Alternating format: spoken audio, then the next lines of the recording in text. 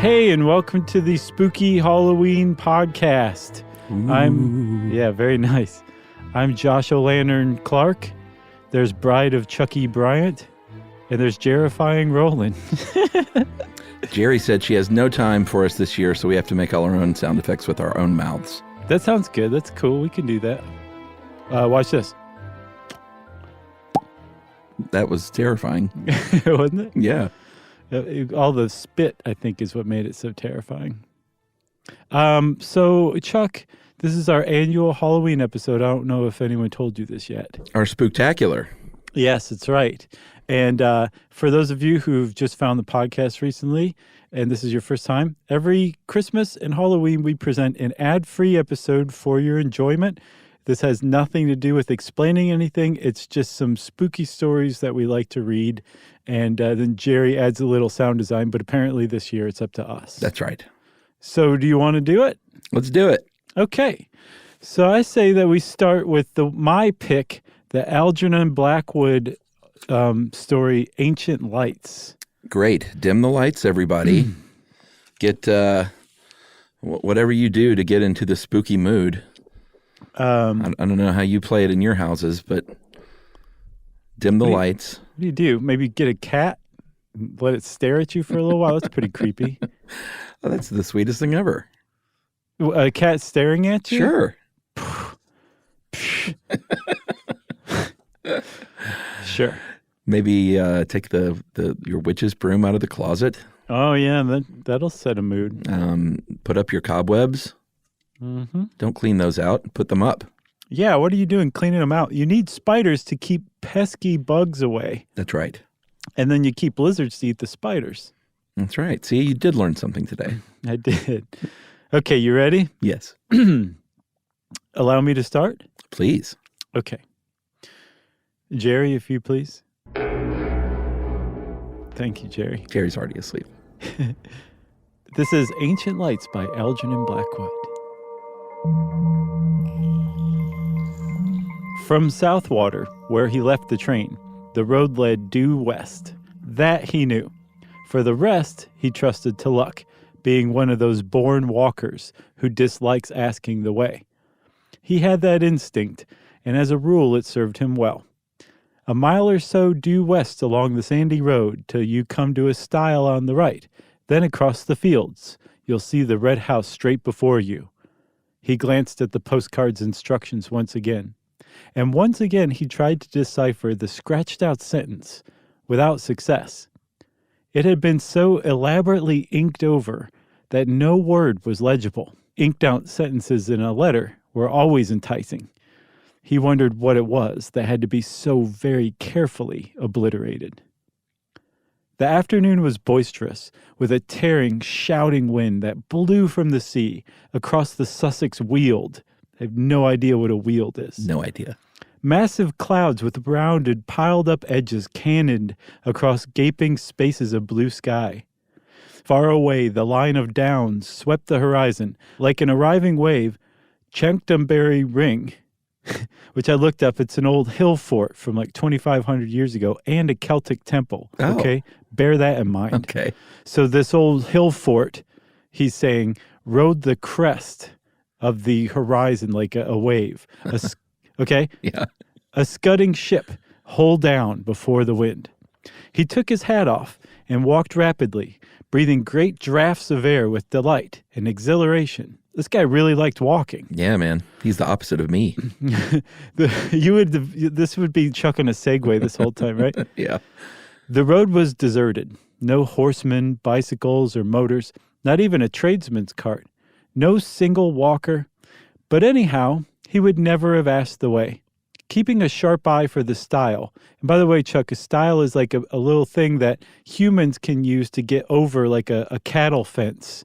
Oh. But like cattle can't get through. So like maybe steps on either side of a fence. That's a stile, okay? Stupid cows. I know. Can't walk up steps. Keeping a sharp eye for the stile, he pounded along, while the wind tossed the cloak against his face and made waves across the blue puddles in the yellow road.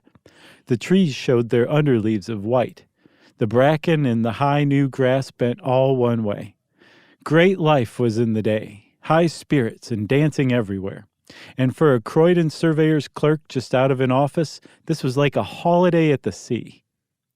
It was a day for high adventure, and his heart rose up to meet the mood of nature. His umbrella with the silver ring ought to have been a sword, and his brown shoes should have been top boots with spurs on the heels. Where hid the enchanted castle and the princess with the hair of sunny gold? His horse, the style suddenly came into view, and nipped adventure in the bud. Everyday clothes took him prisoner again. He was a surveyor's clerk, middle-aged, earning £3 a week, coming from Croydon to see about a client's proposed alterations in a wood. Something to ensure a better view from the dining room window. Across the fields, perhaps a mile away, he saw the red house gleaming in the sunshine. And resting on the stile a moment to get his breath, he noticed a copse of oak and hornbeam on the right. Aha, he told himself. So that must be the wood he wants to cut down to improve the view. I'll have a look at it. There were boards up, of course, but there was an inviting little path as well. I'm not a trespasser, he said. It's part of my business, this is. He scrambled awkwardly over the gate and entered the copse. A little round would bring him to the field again. My turn? Take it away, Chuckers. All right, here we go. Should we catch people up? What's this guy doing? He's walking a lot. He's walking. He's walking, and he's going to meet a client who wants to cut down some woods, and he thinks he's just now found the woods. All right, great. But the moment he passed among the trees, the wind ceased shouting, and a stillness dropped upon the world. So dense was the growth that the sunshine only came through in isolated patches. The air was close. He mopped his forehead and put his green felt hat on, but a low branch knocked it off again at once, and as he stooped, an elastic twig swung back and stung his face. There were flowers along both edges of the little path, glades open on either side. Ferns curved about in damper corners, and the smell of earth and foliage was rich and sweet. It was cooler here. What an enchanting little wood, he thought, turning down a small green glade where the sunshine flickered like silver wings. How it danced and fluttered and moved about.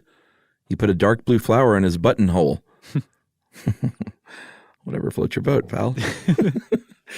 Again, his hat, caught by an oak branch as he rose, was knocked from his head, falling across his eyes.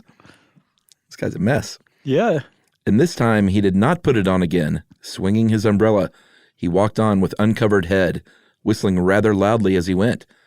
But the thickness of the trees hardly encouraged whistling, and something of his gaiety and high spirit seemed to leave him. He suddenly found himself treading circumspectly and with caution. The stillness in the wood was so peculiar. There was a rustle among the ferns and leaves, and something shot across the path 10 yards ahead, stopped abruptly, an instant with head cocked sideways to stare, then dived again beneath the underbrush with the speed of a shadow.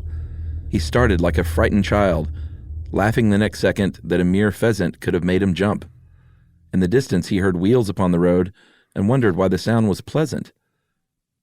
"Good old butcher's cart," he said to himself. His accent changed, I guess. I like it. He's from Boston now? I'm not sure where he's from. The Bronx? Sure. "Good old butcher's cart," he said to himself, then realized that he was going in the wrong direction and had somehow got turned round, for the road should be behind him, not in front. And he hurriedly took another narrow glade that lost itself in greenness to the right. "That's my direction, of course," he said. Oh, he's Sean Connery. I think so. All right. "The trees has mixed me up a bit, it seems." Then found himself abruptly by the gate he had first climbed over. He had merely made a circle. Weird. Surprise became almost discomfiture then. It's a new one for me. Sure. And a man dressed like a gamekeeper in browny green leaned against the gate, hitting his legs with a switch. "I'm making for Mr. Lumley's farm," explained the walker. "This is his wood, I believe." Then stopped dead because it was no man at all, but merely an effect of light and shade and foliage. He stepped back to reconstruct the singular illusion, but the wind shook the branches roughly here on the edge of the wood, and the foliage refused to reconstruct the figure. The leaves all rustled strangely. And just then the sun went behind a cloud, making the whole wood look otherwise. Yet how the mind could be thus doubly deceived was indeed remarkable, for it almost seemed to him the man had answered, spoken, Or was this the shuffling noise the branches made? And had pointed with his switch to the notice board upon the nearest tree. The words rang on in his head, but of course he had imagined them. No, it's not his wood. It's ours. That is good stuff. And some village wit, moreover, had changed the lettering on the weather-beaten board, for it read quite plainly, "Trespassers will be persecuted." Teenagers. No skateboarding either. And while the astonished clerk read the words and chuckled, he said to himself, thinking what a tale he'd have to tell his wife and children later, "The blooming wood has tried to chuck me out, but I'll go in again. Why, it's only a matter of a square acre at most. I'm bound to reach the fields on the other side if I keep straight on." This guy's really all over the place, isn't he? I feel like he's kind of settled into a real weird accent, but I like it. He remembered his position in the office. He had a certain dignity to maintain. Mm-hmm. On to you, sir. So he's freaking out a little bit. Like the woods are like playing tricks on him, it seems like. Yeah, the LSD is kicking in. For sure. He's like, I shouldn't have plucked that weird mushroom from that cow poop. Yeah. Okay. The cloud passed from below the sun, and light splashed suddenly in all manner of unlikely places. The man went straight on. He felt a touch of puzzling confusion somewhere. This way the copse had of shifting from sunshine into shadow doubtless troubled sight a little. To his relief at last, a new glade opened through the trees, and disclosed the fields with a glimpse of the red house in the distance at the far end.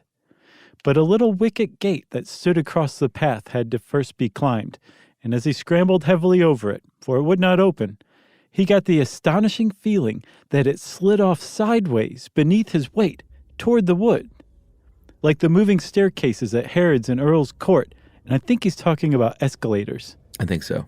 It began to glide off with him. It was quite horrible, and he made a violent effort to get down before it carried him into the trees. But his feet became entangled with the bars and umbrella, so that he fell heavily upon the farther side, arms spread across the grass and nettles, boots clutched between the first and second bars. Suddenly, Benny Hill came around the corner. Right. Maybe Jeri will add yakety sax to that part. Oh, that'd be great. It sure would. He lay there a moment like a man crucified upside down. And while he struggled to get disentangled, feet, bars, and umbrella formed a regular net.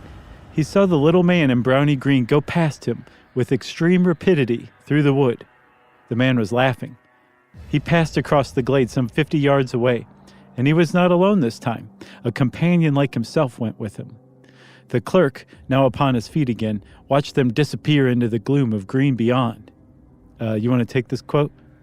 "They're tramps, not gamekeepers," he said to himself, half mortified, half angry, apparently half deranged.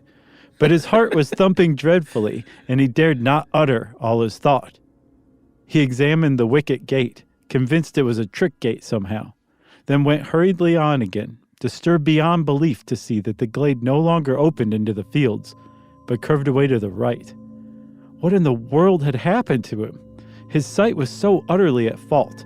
Again, the sun flamed out abruptly and lit the floor of woods with pools of silver, and at the same moment a violent gust of wind passed shouting overhead. Drops fell clattering everywhere upon the leaves, making a sharp pattering as of many footsteps. The whole copse shuddered and went moving. Chuck? "Rain, by George," thought the clerk, and feeling for his umbrella, discovered he had lost it. He turned back to the gate and found it lying on the farther side. To his amazement, he saw the fields at the far end of the glade, the red house too, ashine in the sunset. He laughed then, for, of course, in his struggles with the gate, he had somehow got turned around, had fallen back instead of forwards. Climbing over, this time quite easily, he retraced his steps. The silver band he saw had been torn off of the umbrella. No doubt his foot, a nail or something, had caught in it and ripped it off. The clerk began to run. He felt extraordinarily dismayed.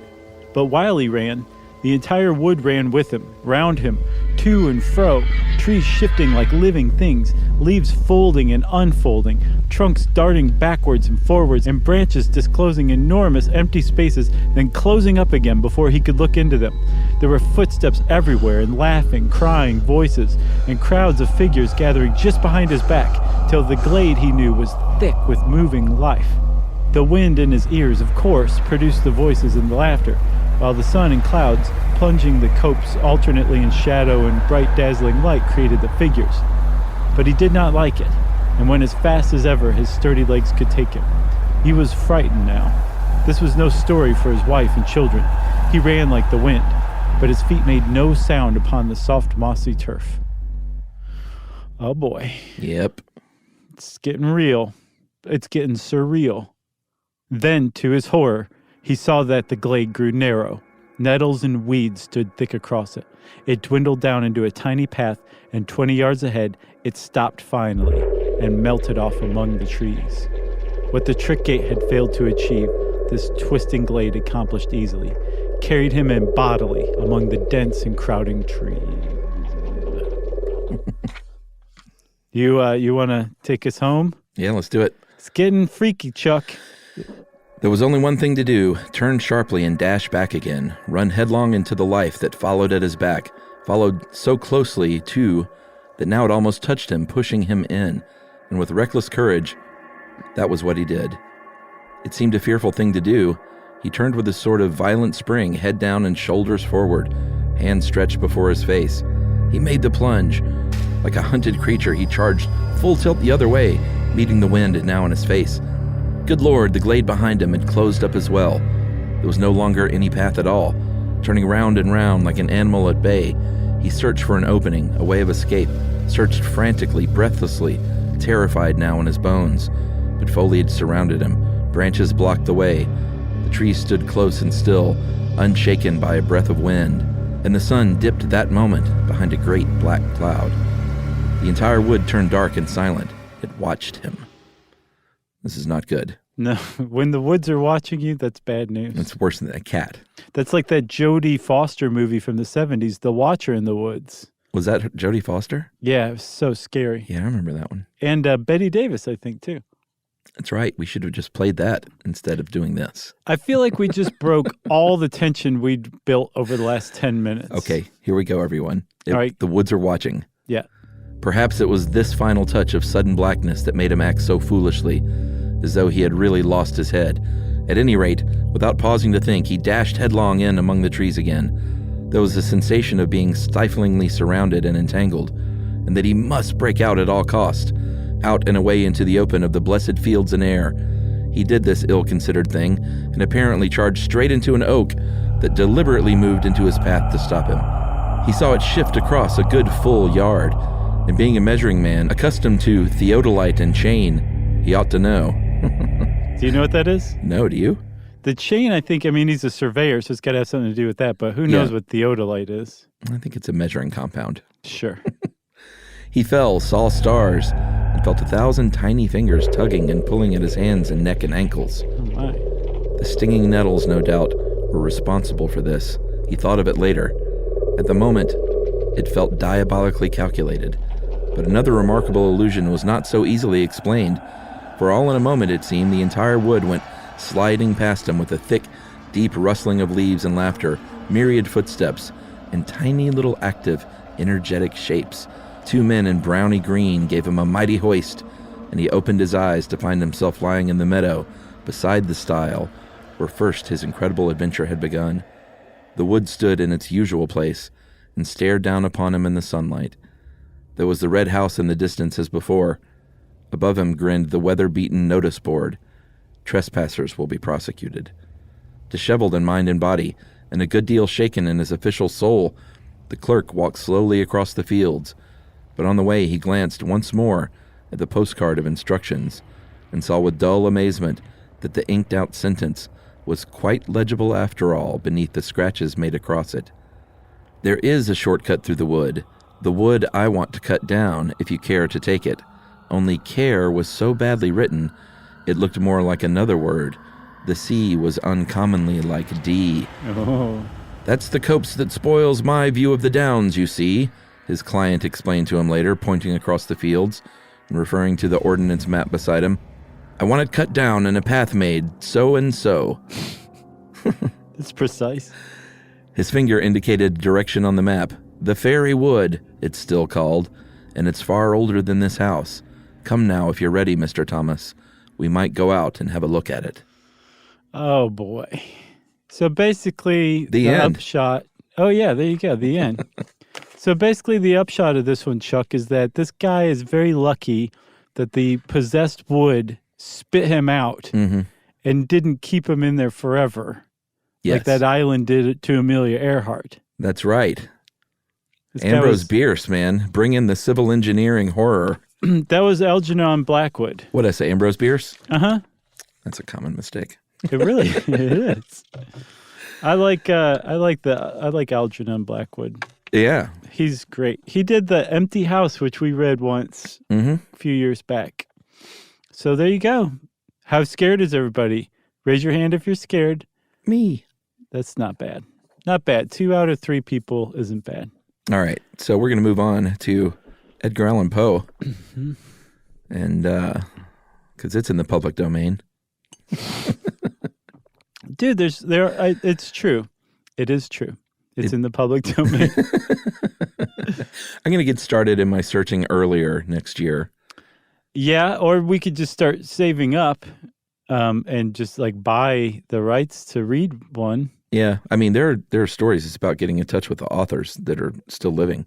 Sure. It's like I found a good Joyce Carol Oates one, and she's alive. Dude. All she writes is the best horror ever. Yeah. For my money, I would say that she's probably my favorite author in general, but I would say she's probably the greatest horror writer of all time, too. Well, I'm going to get in touch with her. We're going to buddy up over the next year. Oh, good. Well, loop me into that. Yeah, for sure. We're going to bring the Oates next year. Okay. Yeah, she's on Twitter. I tweeted to her once to ask her, and she just ignored it. Oh, really? Yeah. Well, that was before you were a big shot. No, this was like last year. Oh, well. Which I guess that still holds true. So, yes, you're right. All right, here we go with a story by Edgar Allan Poe, noted drunk and drug addict. Died in the street. Really? Oh, yeah. I think I knew that. Baltimore, right in front of Power Station Live. Wow. Yeah. Is there a marker? Yes, it's actually not right in front of it. It's like a street or so over. And I don't remember if it's his house or if it is the place where he died. I think it is the spot where he died. It's like a street or two over in Baltimore. Yeah, it's worth visiting for sure. All right, so this is a Poe short story called Hop Frog. Silly name.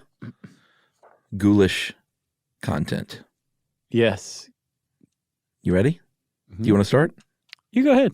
No, I finished that one. Why don't you start this one? Oh, okay. Okay. I don't have my parsed out either. We'll just wing it. Okay, just go caw caw. Okay. Or wink or something. I don't know. All right. You ready? Mm-hmm.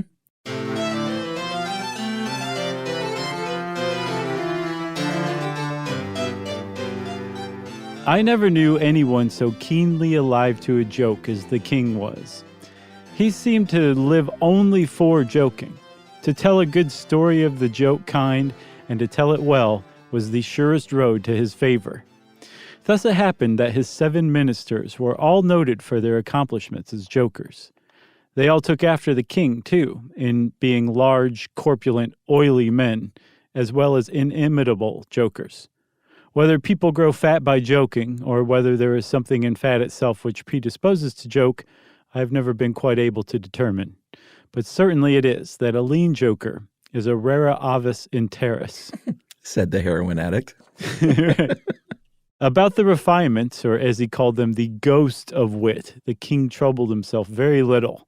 He had an especial admiration for breadth in a jest, and would often put up with length for the sake of it. Over niceties wearied him. He would have preferred... Man, this is going to make zero sense to anybody, but here we go. He would have preferred Rabelais' Gargantua to the Zadig of Voltaire. Of course. And upon the whole, practical jokes suited his taste far better than verbal ones. He's getting a bit of a picture of this king. Yeah, he's a pull my finger guy. Yeah. Oh, man, that's a good one. At the date of my narrative, professing jesters had not altogether gone out of fashion at court.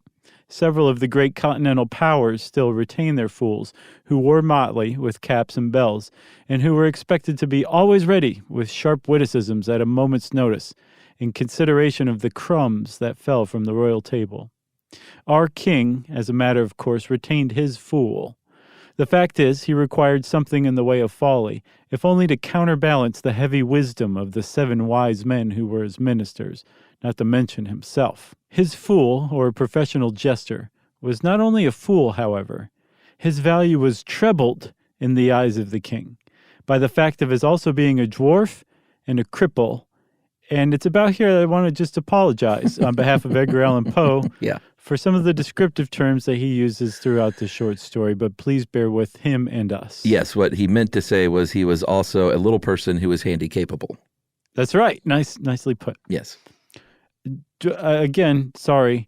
Dwarfs were as common at court in those days as fools, and many monarchs would have found it difficult to get through their days. Days are rather long at court than elsewhere, without both a jester to laugh with and a dwarf to laugh at.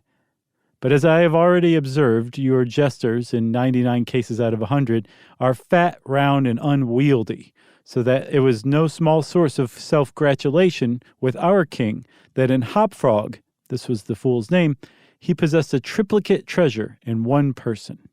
All right, me? Let's do it. All right. I believe the name Hopfrog was not that given to the dwarf by his sponsors at baptism. That's probably a good guess. I think that's a weird way to put parents. But it was conferred upon him by general consent of the several ministers on account of his inability to walk as other men do. In fact, Hopfrog could only get along by a sort of interjectional gait, something between a leap and a wriggle, a movement that afforded, oh man, that word, illimitable? I think you nailed it. Illimitable amusement, and of course, consolation to the king, for, notwithstanding the protuberance of his stomach and a constitutional swelling of the head, the king by his whole court was accounted a capital figure. Edgar Allan Poe is super judgy. Oh, yeah. He wasn't so great looking. He did. Oh, no, that's true. No, he wasn't, but he wasn't oily, I don't think. Okay. But although Hopfrog, through the distortion of his legs, could move only with great pain and difficulty along a road or floor, the prodigious muscular power which nature seemed to have bestowed upon his arms by way of compensation for deficiency in the lower limbs enabled him to perform many feats of wonderful dexterity where trees or ropes were in question or anything else to climb. At such exercises he certainly much more resembled a squirrel or a small monkey than a frog. All right. So this guy is his legs don't work as well, but he's got super strong upper body. Is that right? That's what I'm getting. Okay. And he's a great climber as a result. That's right. Here we go. I am not able to say with precision from what country Hopfrog originally came. It was from some barbarous region, however, that no person ever heard of, a vast distance from the court of our king. Hopfrog and a young girl, very little less dwarfish than himself, although of exquisite proportions and a marvelous dancer, had been forcibly carried off from their respective homes in adjoining provinces and sent as presents to the king by one of his ever-victorious generals. Boy, this is terrible. It's pretty dark, but, I mean, again, we're talking Poe here. Yeah, that's right. And just wait. Just wait for it, everyone. Just wait. Under these circumstances, it is not to be wondered at that a close intimacy arose between the two little captives. Indeed, they soon became sworn friends. Hopfrog, who, although he made a great deal of sport, was by no means popular, had it not in his power to render Trippetta many services. Is that the lady, Trippetta? Yeah, that's the lady. Okay. But she, on account of her grace and exquisite beauty, although a dwarf, don't forget. Just completely unnecessary. Oh, her grace and exquisite was universally admired and petted, so she possessed much influence and never failed to use it whenever she could for the benefit of Hopfrog. So she's still a good friend. I like that. Oh, yeah, yeah. And he to her, even though he didn't really have any power. That's right. Which is surprising because a lot of jesters were very powerful in the court. Yeah, that's true. Didn't we do one on jesters? I think so. Okay. All right. On some grand state occasion, I forget what, the king determined to have a masquerade, and whenever a masquerade or anything of that kind occurred at our court, then the talents, both of Hopfrog and Trippetta, were sure to be called into play. Hopfrog, in especial, was so inventive in the way of getting up pageants, suggesting novel characters and arranging costumes for masked balls, that nothing could be done, it seems, without his assistance. So Hop Frog can throw a great party. He can, and apparently so can Trippetta, too. All right, I'll do this one more. Oh, I see. The night appointed for the fete had arrived. A gorgeous hall had been fitted up under Trippetta's eye with every kind of device which could possibly give eclat to a masquerade. The whole court was in a fever of expectation. For costumes and characters, it might well be supposed that everybody had come to a decision on such points. Many had made up their minds as to what roles they should assume a week or even a month in advance, and in fact there was not a particle of indecision anywhere, except in the case of the king and his 7 minsters. Why they hesitated, I could never tell, unless they did it by way of a joke. More probably, they found it difficult on account of being so fat to make up their minds. At all events, time flew, and, as a last resort, they sent for Trippetta and Hop Frog. Oh, boy. All right, so the deal is they're throwing this big ball. Mm-hmm. Everyone's dressed up. Everyone put a lot into it, except for the king's 7 minsters and his 7 minsters. Right. So they sent for Trippetta and Hop Frog to say, what should we do, guys? We need some help here. Yeah. So, can I start again? Yes. Okay. When the 2 little friends obeyed the summons of the king, they found him sitting at his wine with the 7 members of his cabinet council. But the monarch appeared to be in very ill humor. He knew that Hop Frog was not fond of wine, for it excited the poor cripple almost to madness, and madness is no comfortable feeling. But the king loved his practical jokes, and took pleasure in forcing Hop Frog to drink, and, as the king called it, to be merry. And I just made air quotes, everybody. Come here, Hop Frog, said he as the jester and his friend entered the room. Swallow this bumper to the health of your absent friends. Here Hop Frog sighed. And then let us have the benefit of your invention. We want characters, man, something novel, out of the way. We are wearied with this everlasting sameness. Come, drink. The wine will brighten your wits. How's that for a king? I mean, I'm no Chuck Bryant, That was great. That's okay. Hop Frog endeavored, as usual, to get up a jest in reply to these advances from the king, but the effort was too much. It happened to be the poor dwarf's birthday, and the command to drink to his absent friends forced tears to his eyes. Oh. Many large, bitter drops fell into the goblet as he took it, humbly, from the hand of the tyrant. Ah ha ha, roared the latter, as the dwarf reluctantly drained the beaker. See what a glass of good wine can do, while your eyes are shining already. Poor fellow.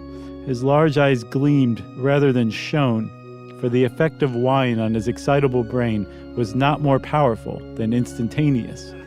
He placed the goblet nervously on the table and looked around upon the company with a half-insane stare. They all seemed highly amused at the success of the king's joke. You want me to keep going? Keep going. And now to business, said the prime minister, a very fat man. Yes, said the king. Come lend us your assistance. Characters, my fine fellow. We stand in need of characters. All of us. Ha, ha, ha. And as this was seriously meant for a joke, his laugh was chorused by the 7. Nice. Hop Frog also laughed. Although feebly and somewhat vacantly. I think he did that. Come, said the king impatiently. Have you nothing to suggest? I am endeavoring to think of something novel, replied the dwarf, abstractedly, for he was quite bewildered by the wine. I know what that's about. Yeah, all right, go, king. Oh, endeavoring, cried the tyrant fiercely. What do you mean by that? I perceive you're sulky and want more wine. Here, drink this. And he poured out another gobletful and offered it to the cripple, who merely gazed at it, gasping for breath. Drink, I say, shouted the monster. Or by the fiends. The dwarf hesitated. The king grew purple with rage. The courtier smirked. Trippetta, pale as a corpse, advanced to the monarch's seat and, falling on her knees before him, implored him to spare her friend. The tyrant regarded her for some moments in evident wonder at her audacity. He seemed quite at a loss what to do or say, how most becomingly to express his indignation. At last, without uttering a syllable, he pushed her violently from him and threw the contents of the brimming goblet in her face. The poor girl got up best she could, and not even daring to sigh, resumed her position at the foot of the table. Man. I know. It's hard out there for a court minster. Mm-hmm. There was a dead silence for about a half minute, during which the falling of a leaf or of a feather might have been heard. It was interrupted by a low but harsh and protracted grating sound which seemed to come out at once from every corner of the room. Wait, what are you making that noise for? Demanded the king. I'm doing a Michael Scott doing his weird voice. I just realized. That's great. Demanded the king, turning furiously to the dwarf. The latter seemed to have recovered in great measure from his intoxication. That was quick. And looking fixedly but quietly into the tyrant's face, merely ejaculated, I, how could it have been me? The sound appeared to come from without, observed one of the courtiers. I fancy it was the parrot at the window, wetting his bill upon his cage wires. True, replied the monarch, as if much relieved by the suggestion. But on the honor of a knight, I could have sworn that it was the gritting of this vagabond's teeth. Hereupon the dwarf laughed. The king was too confirmed a joker to object to anyone's laughing, and displayed a set of large, powerful, and very repulsive teeth. Moreover, he avowed his perfect willingness to swallow as much wine as desired. The monarch was pacified, and having drained another bumper with no very perceptible ill effect, Hopfrog entered at once and with spirit into the plans for the masquerade. Take it away. Okay. Well, this is a Hopfrog quote. Okay, here we go. You've been nailing it. I cannot tell what the association of idea, observed he very tranquilly, and as if he had never tasted wine in his life. But just after your majesty had struck the girl and thrown the wine in her face, just after your majesty had done this, and while the parrot was making that odd noise out the window, there came into my mind a capital diversion, one of my own country frolics, often enacted among us at our masquerades, but here it will be new altogether. Unfortunately, however, it requires a company of 8 persons and... Here we are, cried the king, laughing at his acute discovery of the coincidence. 8 to a fraction, I and my 7 ministers. Come, what is the diversion? We call it the 8 chained orangutans, and it really is excellent sport if well enacted, Bork. We will enact it, remarked the king, drawing himself up and lowering his eyelids. The beauty of the game lies in the fright it occasions among the women. Capital! Roared in chorus the monarch and his ministry.